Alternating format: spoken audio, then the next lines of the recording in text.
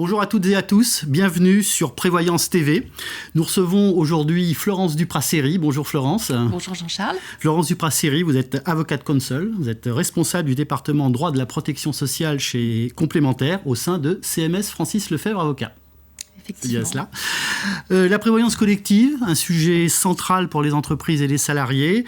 C'est aussi un élément important du dialogue social. L'actualité est riche. Plusieurs thèmes doivent être suivis tout au long de ces prochains mois.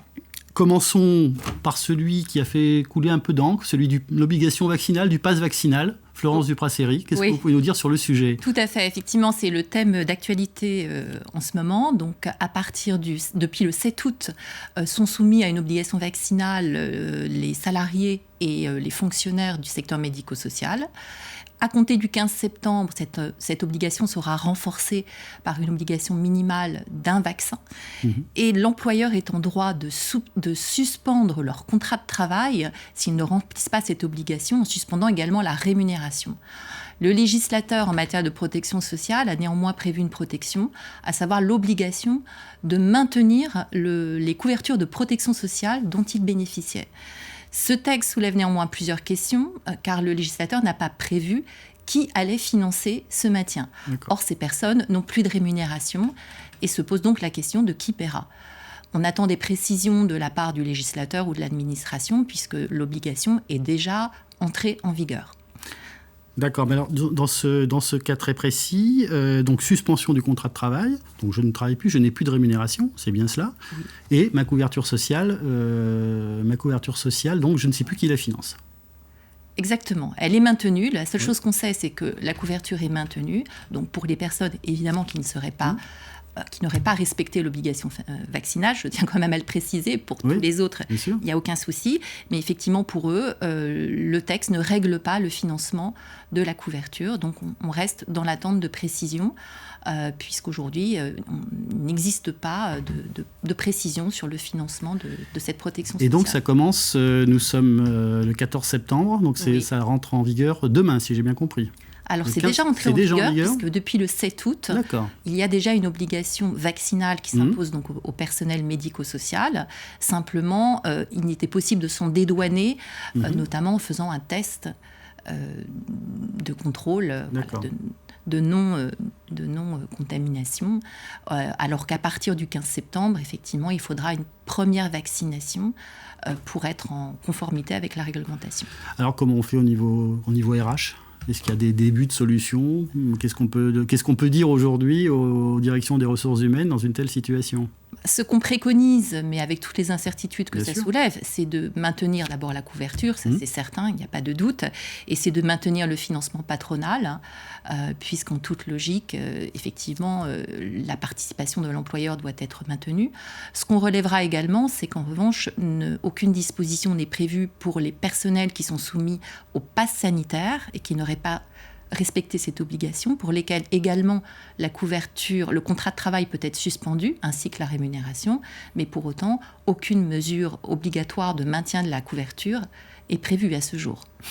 Donc encore un sujet qui va pas mal préoccuper. Alors les assureurs réagissent, les organismes assureurs. Vous avez des nouvelles au niveau de la direction de la sécurité sociale ? Non, on ne sait pas si ça va.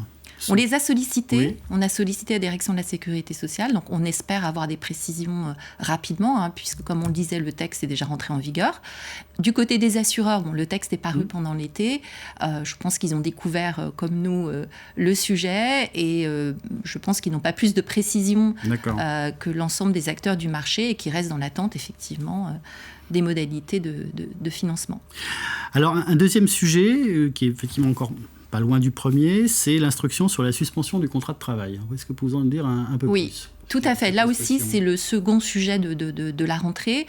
C'est l'obligation pour les entreprises, pour continuer à bénéficier des exonérations, de se conformer à cette nouvelle instruction qui a eu pour objet de refondre toutes les dispositions de l'administration sur le maintien des couvertures de protection sociale en cas de suspension du contrat de travail des salariés.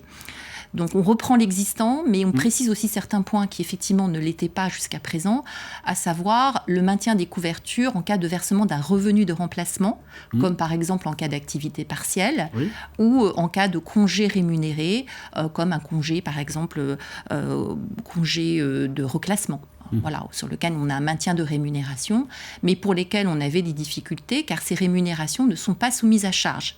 Or, les régimes de protection sociale ont leurs primes calculées sur la base de rémunérations soumises à charge sociale. Donc, le texte est venu préciser une obligation de maintien des couvertures et du financement patronal et salarial en cas de versement, en cas de suspension de contrat de travail avec versement d'un revenu de remplacement ou de congé rémunéré.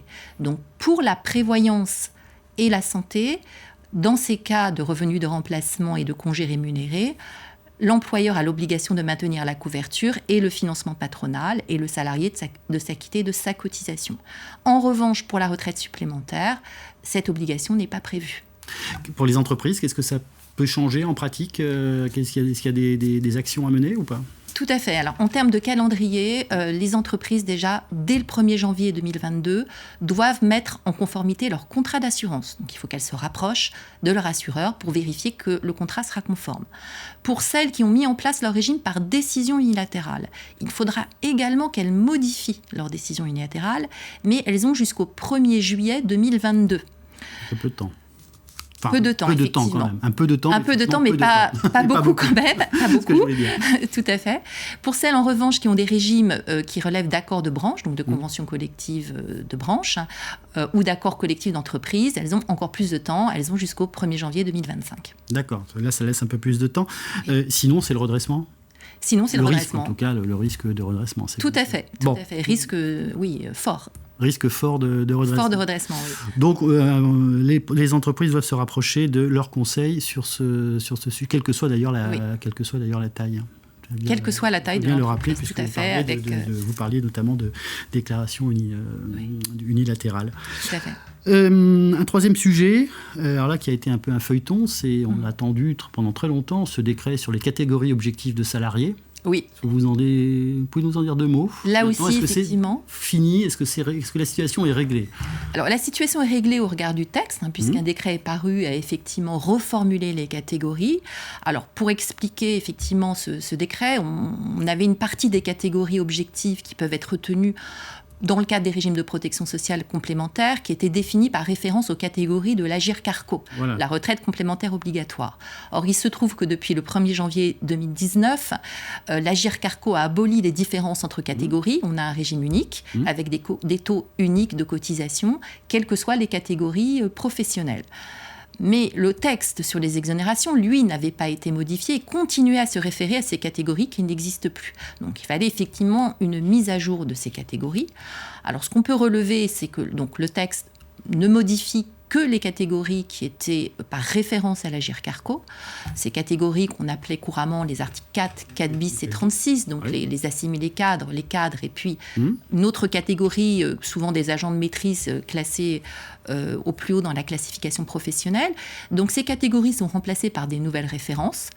Le mandat qui avait été donné, c'est que cela ne change rien. Donc la bonne nouvelle, c'est qu'en principe, pour beaucoup d'entreprises, il s'agira d'une simple reformulation, mais le périmètre ne sera pas modifié. D'accord. C'est important quand même, parce qu'on s'était posé la question sur les 36 cimes de mémoire. Oui, alors effectivement, c'est l'exception, Jean-Charles, un point de complexité pour les entreprises qui avaient effectivement des catégories article 36, donc ces non-cadres, qui étaient rattachés historiquement au régime des cadres.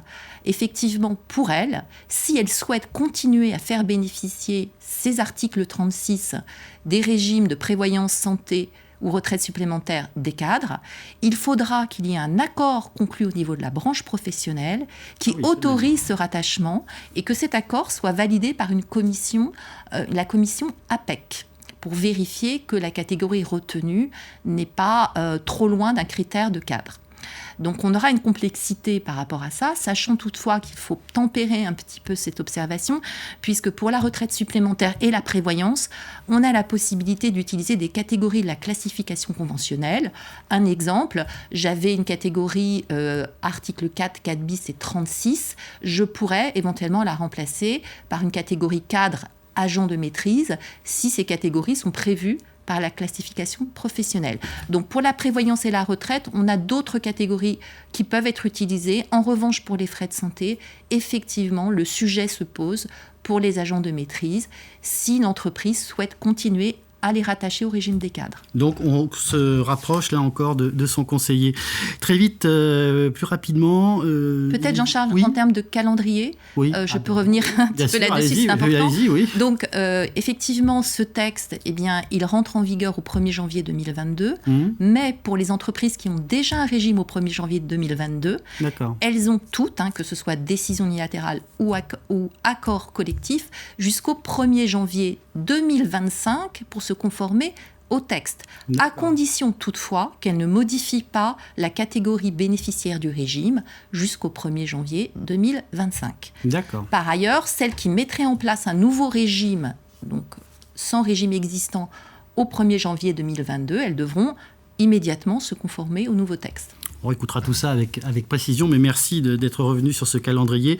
Alors, une dernière question très rapidement. La protection sociale des fonctionnaires a été revue, réformée. Est-ce que vous pouvez nous en dire quelques mots? Est-ce que vous, au niveau de votre organisation, de votre structure, c'est déjà un sujet qui vous occupe?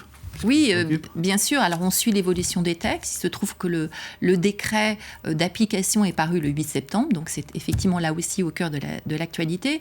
Qu'est-ce qu'il faut retenir? C'est qu'on a un alignement pour les frais de santé sur ce qui était déjà prévu pour les salariés depuis 2016, à savoir la généralisation de la complémentaire santé, l'obligation pour tous les employeurs de mettre en place une couverture santé financée à minima à 50% par l'employeur. Eh bien, l'idée de ce texte, paru en février 2021, et d'étendre aux fonctionnaires cette obligation de mise en place d'une mutuelle, d'une complémentaire santé et d'un financement patronal de la part de l'État et de toutes les fonctions publiques à hauteur également de 50% de la couverture santé. Sachant que le décret que j'évoquais de septembre, dans l'attente que des accords soient négociés sur ces mises en place de couverture, avec un montant qui sera déterminé dans le cadre de ces conventions, mais qui devra être quand même de 50% minimum de la prime, eh bien le décret prévoit que dans cette attente, dès le 1er janvier 2022, pour les frais de santé, il y aura une participation de 15 € de l'État à la couverture santé des fonctionnaires. Florence Dupraseri, merci pour toutes ces précisions. Donc des sujets très très riches pour les prochains mois, qui sont aussi des prochains mois de campagne électorale. Et on sait que la protection sociale sera plus qu'un thème évoqué. Merci beaucoup. À bientôt, Florence. Merci, Jean-Charles.